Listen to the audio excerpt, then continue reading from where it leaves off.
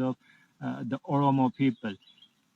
A response to the allegations, Al Jazeera has to take some further steps and should get speech made by Shimalis Abdisa and Damak Mokonnin. The former equivocally averted that his party gambled in Ethiopian politics and won the gamble by either convincing, confusing, or abusing those in the game, especially their Amhara counters and the language they monopoly brag with for centuries. While the latter confessed he should arm every Amhara living outside Amhara regional government's jurisdiction area.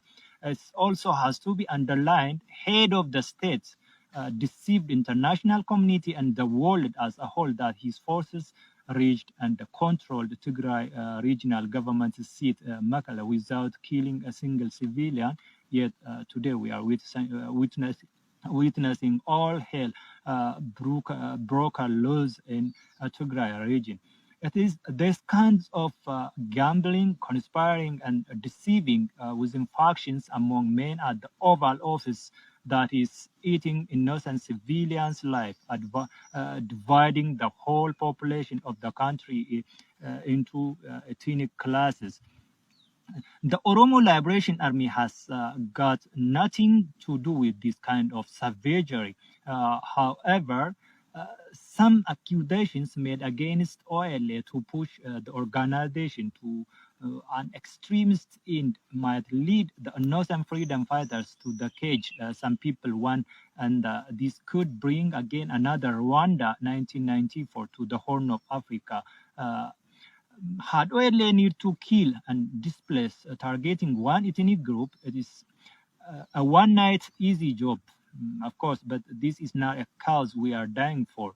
OLA's singular vision is ending years of oppression imposed on the people of Oromo and other oppressed nations of Ethiopia with similar fates and bringing justice, equality, and freedom to all peoples of all independent states in the country. For atrocities committed on innocent Amhara people in Western Oromia, and the Ethiopian government is solely responsible.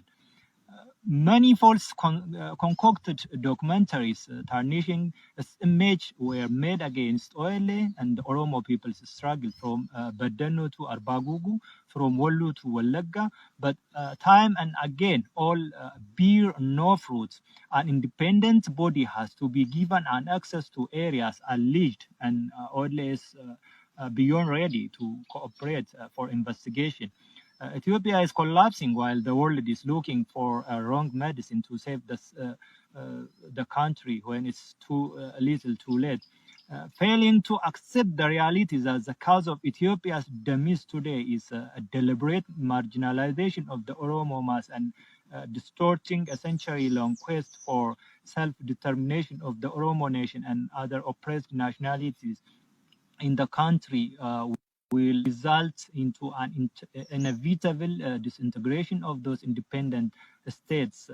Today, neither Abiy Ahmed's deception nor international community's foul cry will save the plight of the nations of Ethiopia.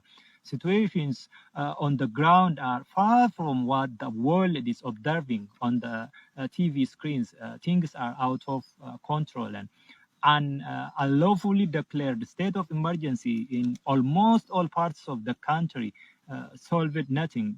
That is today a sign of proof that shows Ethiopia is a failed state. That's what I feel today.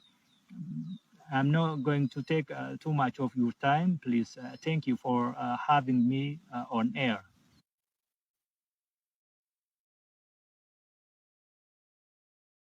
Lamesa, a Man Oromo Liberation Army member operating inside Oromia. Al Jazeera's implausible, bigotry, and baseless article alleging OLA is taking part in killings and displacement of ethnic Amhara population in Western Oromia, I feel is an insult to the Oromo people as a mass. I found it extremely disturbing.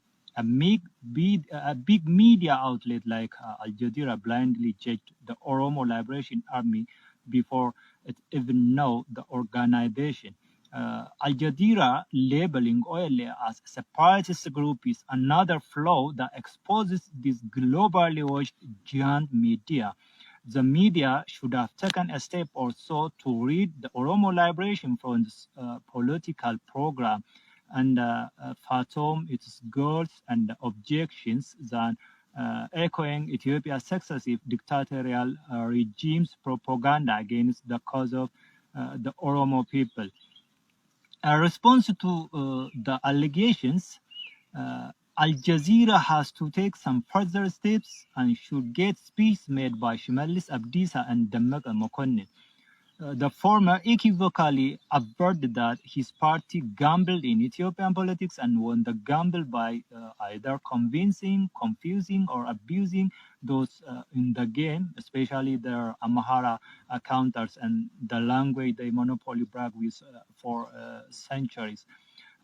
While the latter confessed he should arm every Amhara living outside Amhara regional government's jurisdiction area.